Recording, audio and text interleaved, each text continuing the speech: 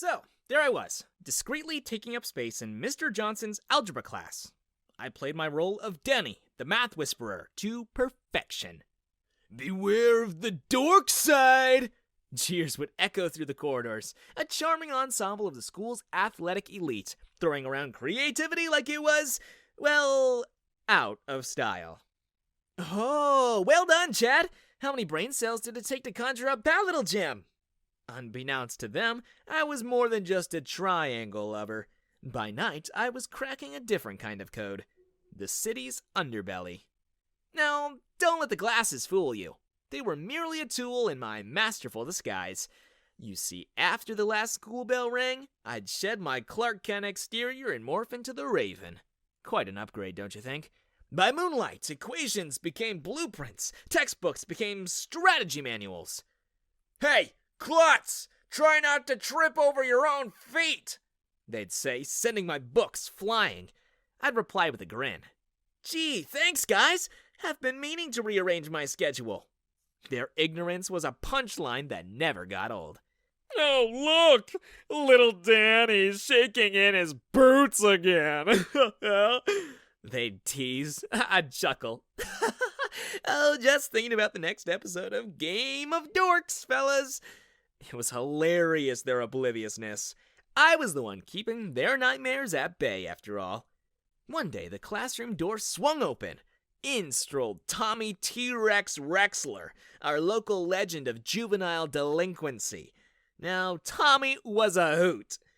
He'd been trying to outsmart the Raven for months, totally oblivious that the guy he was looking for was right under his nose. "Hey, Four Eyes," he'd smirk. "Heard of the Raven? Bet you'd faint if you saw him."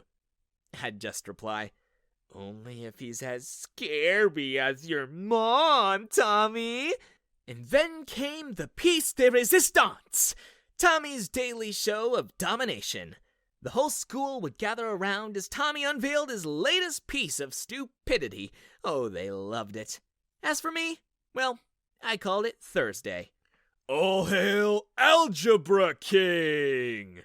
Witness as the mighty Danny, the dork, initiates a regular conversation!" Tommy bellows, practically dislocating my shoulder in his enthusiasm. "Oh, great! It's Hug a Dork Day. Why wasn't I informed?" I quip under my breath, feigning a horrified glance at him. The laughter was like a wave. Predictable, repeated, and thoroughly rehearsed. Tommy, high on the attention, pushes on. "Rumor has it our resident genius here has his eyes set on Lisa from biology. How about we get her in here, guys?" The room transforms into a scene from Mean Girls. They ate up the drama like popcorn at a Netflix binge session. "Go on, Danny! Woo your maiden fair!" Tommy teases, shoving me forward, the class echoing his chuckle. I play my part, stammering through a cringe-worthy imitation of a teenage Casanova. Hey, Lisa." The laughter swells, Tommy's hyena cackle leading the charge. Caught in the crossfire, poor Lisa blushes, an innocent bystander in Tommy's comedy show. As the bell rings, I shoot her a quick "sorry, it's for a good cause" glance. "And that's a wrap," Tommy declares, loving every moment of his limelight. Satisfied, I retreat, putting on my best beaten nerd performance. But when the moon takes its shift, so do I. I morph from meek Danny to the feared Raven, trading my algebra book for a leather jacket. I spot Tommy, who shrinks from a high school kingpin to a whimpering errand boy under my nocturnal persona. "Raven!" Tommy stutters, mirroring the tremble he'd laughed at hours earlier. I didn't mean to." Interrupting my evening stroll, I finish for him, smirking at his discomfort. "Yeah, I mean, no, I mean, Having trouble with words, T-Rex? I mock, drawing a parallel to his earlier antics. I guess karma really does come back around. The next day, school was buzzing, and the headliner was Danny the Dork. Tommy was a no-show. Gossip was doing laps around the cafeteria about Tommy's midnight date with the Raven. I sat there, nibbling on my sandwich, the very embodiment of irony. They were chanting for the superhero, not realizing the villain was having lunch right next to them. Lisa sidled up next to me at lunch, her eyes radiating sympathy. "Danny, about yesterday. Tommy was out of line." I flashed my signature self-deprecating grin. "Oh, just another episode of Degrassi. Algebra edition." Lisa furrowed her brows, the epitome of concern. "Danny, you're not some pushover. You're stronger than you think." Ha! Understatement of the century! Evening swung by and I traded my dork skin for something more leathery, patrolling my city turf as the Raven. Tommy stumbled into the picture yet again. He was like a cat with 9 lives, only the cat had more sense. Well, well, Tommy," I smirked, stepping out of the shadows. "A glutton for punishment, aren't we?" He stuttered through a pitiful excuse. I held up my hand. "Save it, T-Rex. Stay out of my way. And that sideshow you call entertainment? It's canceled." Eyes wide, he nodded fervently. Okay, Raven. Show's over." I couldn't help the smug grin that spread across my face. And T-Rex, do say hi to Lisa for me." Shock registered on his face, a perfect echo of my amusement. Word about the Ravens' face-off with Tommy sped around school faster than spoilers of the latest Game of Thrones revival. I bit my lip to keep my laughter at bay as I listened to the growing legend of the Raven, a figure that was increasingly sounding like a mashup of Pennywise, Freddy Krueger, and Darth Vader. Oh, if they only knew. Lisa cornered me at lunch, her eyes wide as saucers. "Danny, you heard about Tommy's second encounter with the Raven, right?" I shrugged, taking a nonchalant bite of my sandwich. Heard some chatter. Sounds like a deleted scene from The Dark Knight, though." She gave me a worried look. "Aren't you scared? I mean, you live around there too." "Who? Me?" I chuckled. "Lisa, I'm not exactly on the Raven's radar. I mean, who would want to recruit a guy who can recite Star Wars movie lines faster than solving a quadratic equation?" Her laughter lightened the air around us, but a wave of guilt washed over me. If only she knew how twisted this Star Wars fan's life really was. Days passed, and the line between Danny and the Raven started to blur like a bad watercolor painting. At school, I was Danny, math nerd extraordinaire. And after sundown, I transformed into the Raven, the head of the city's most feared gang. One day, I found myself in the library with Lisa, our heads bent over a calculus problem that was proving tougher than understanding the final season of Lost. "Danny," Lisa sighed, "it's just calculus, not rocket science." "I'd prefer rocket science," I grumbled. "At least it doesn't involve imaginary numbers. Ugh." She laughed, her eyes sparkling. "You're not so bad, Danny.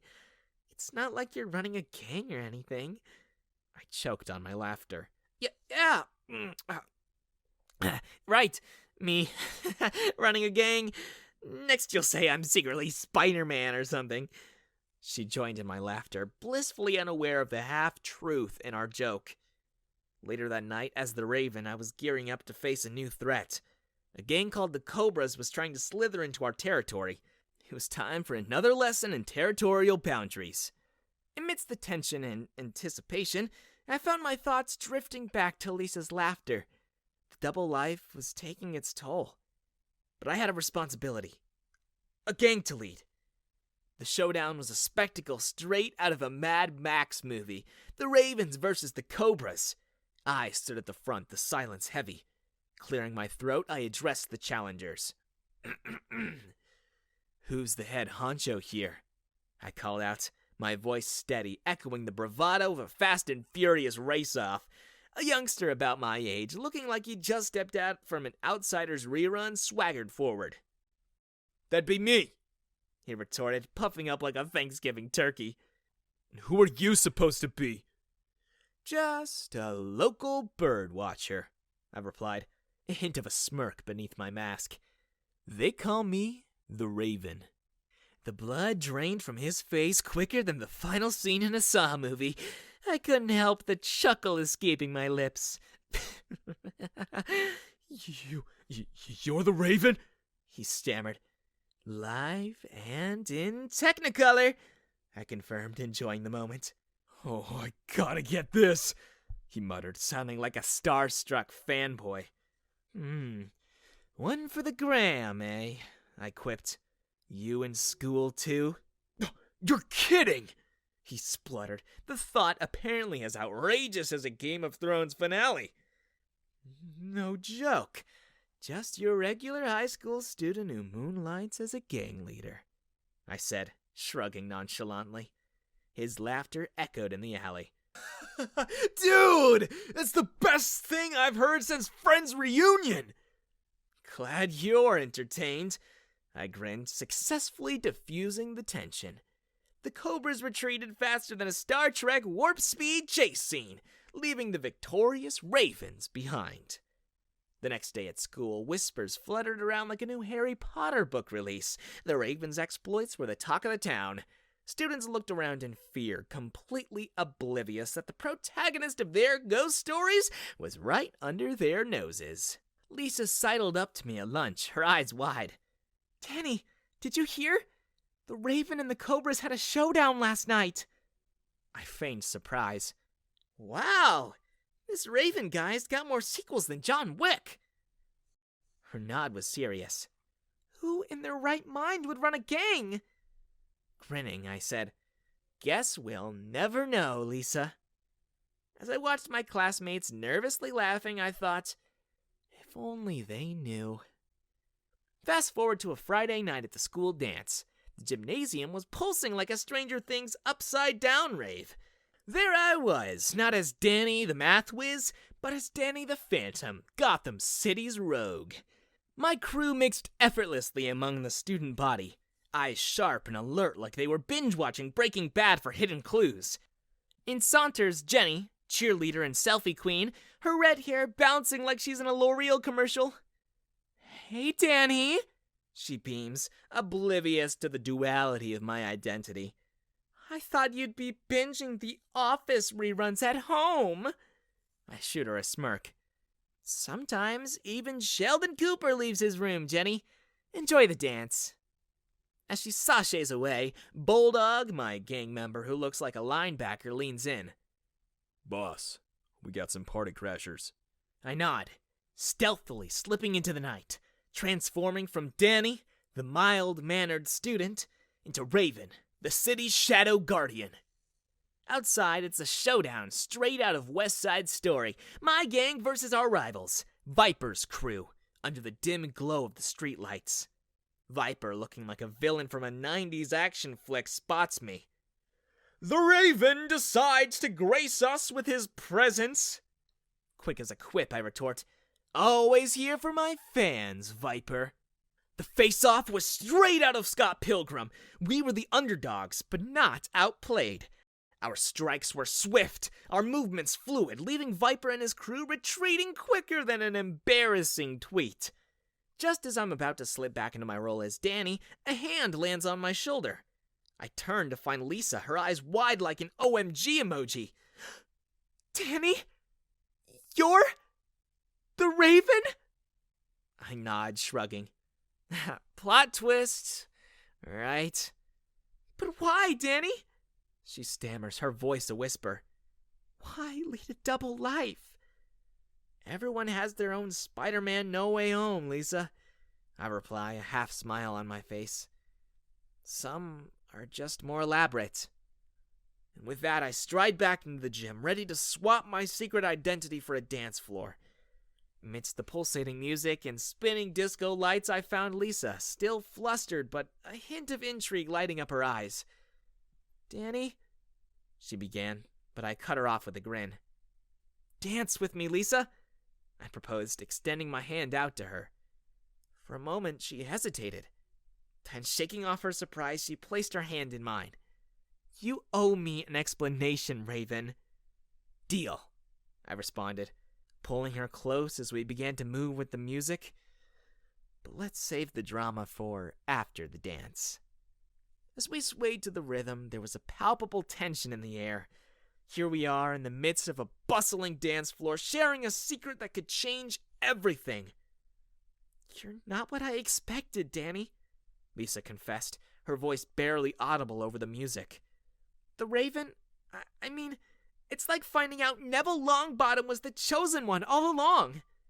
I chuckled at the Harry Potter reference.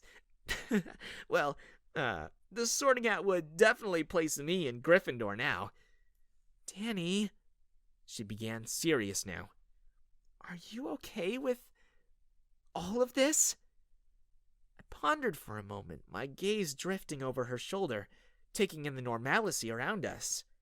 Students laughing, dancing, completely unaware of the clandestine chaos outside. "I'm doing what I have to do, Lisa," I said, pulling her closer. Her expression softened as she looked at me, a new understanding in her eyes.